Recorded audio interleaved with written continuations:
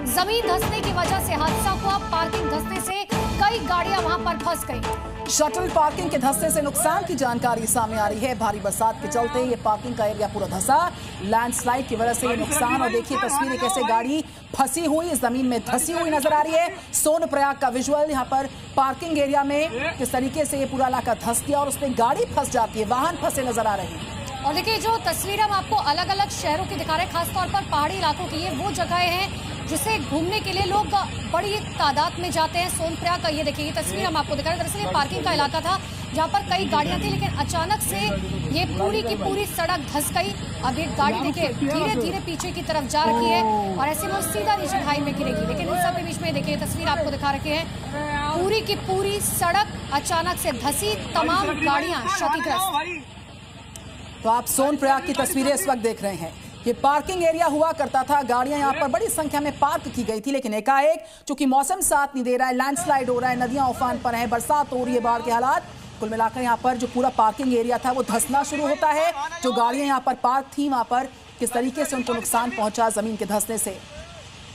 शिमला का रुख करते हैं इस बीच। सोनप्रयाग से अब सीधे हम शिमला जाएंगे। शिमला के मौजूदा हालात कैसे हैं, अंकुर वहां से ग्राउंड रिपोर्ट कर रहे हैं। अब हिमाचल प्रदेश जो है वो सर्वाधिक प्रभावित है इस पर बाढ़, बरसात और उससे हो रहे नुकसान से।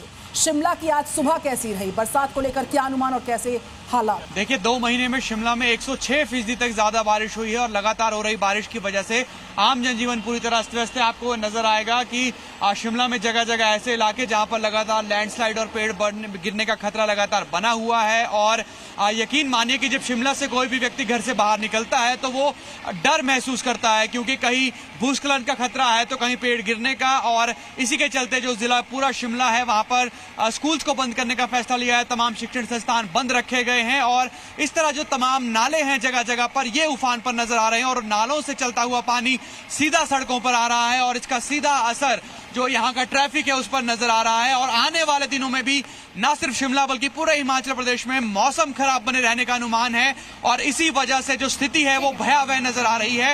एक आंकड़ा जो आपको हैरान कर देगा वो ये है कि हिमाचल प्रदेश सरकार को। ठीक है अंकुश, लौट रहे आपके पास। अलग अलग शहरों की तस्वीर हम आपको दिखा रहे हैं। जी न्यूज पर सबसे बड़ी कवरेज लगातार जारी है। खालिद का रुख कर लेते हैं, श्रीनगर से मेरे साथ मौजूद है। खालिद, वहां से क्या तस्वीर आपके पास?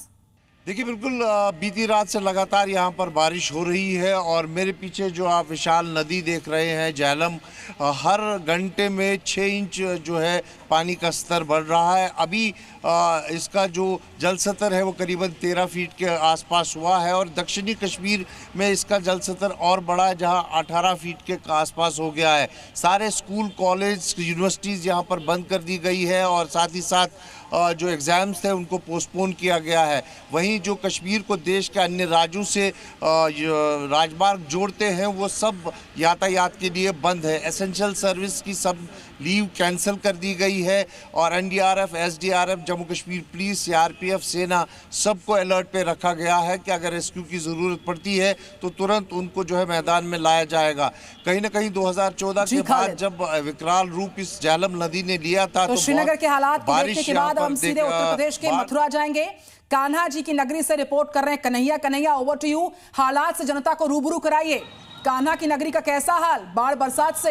देखिए वृंदावन में हम मौजूद हैं। जी मीडिया के माध्यम से ग्राउंड जीरो की स्थिति आपको दिखा रहे हैं। वृंदावन के बांके बिहारी मंदिर की ओर जाने वाला रास्ता और वृंदावन की जब आप परिक्रमा करोगे तो इन्हीं रास्तों से होकर जाओगे। अब देखिए क्या स्थिति है, यमुना एकदम उफान पर है और जो भक्त परिक्रमा वृंदावन की लगा रहे हैं, आप देखिए कि किस कदर इस पानी से होकर यहाँ से निकल रहे हैं। और ये बांके बिहारी मंदिर की तरफ, निधिवन की तरफ, हरिकुंज चौराहा, कालीदहा ये तिराहा है जहाँ पर हम लोग खड़े हैं। सामने मंदिर है। हजारों श्रद्धालु बिहारी जी की तरफ जब दर्शन करने के लिए आते हैं इन्हीं रास्तों से होकर वृंदावन की परिक्रमा करने के लिए यहाँ पर आते हैं। और आप देखिए कि जो तमाम भक्त हैं जो बांके बिहारी के दर्शन के बाद अब जो परिक्रमा कर रहे हैं तो इन्हीं पानी में होकर यहाँ से निकल रहे हैं। की तस्वीर हम अपने दर्शकों को दिखा रहे हैं। यमुना नदी किस तरीके से उफान पर है। अलग अलग तमाम वो शहर जहाँ पर शहरों के नाम अलग है लेकिन हालात एक ही जैसे बने हुए। आप सभी का बहुत बहुत शुक्रिया।